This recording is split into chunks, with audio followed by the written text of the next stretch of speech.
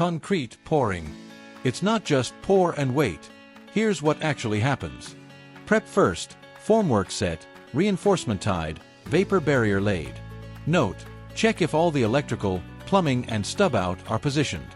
Delivery: concrete arrives with a strict time limit. Placement: concrete is poured, spread, and leveled quickly. Compaction: concrete vibrators remove air pockets. This is important.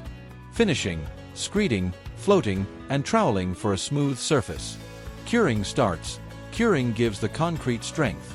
Protection: covered to prevent cracking and moisture loss. Concrete strength comes from process, not luck. Thanks for watching. Like, share and subscribe.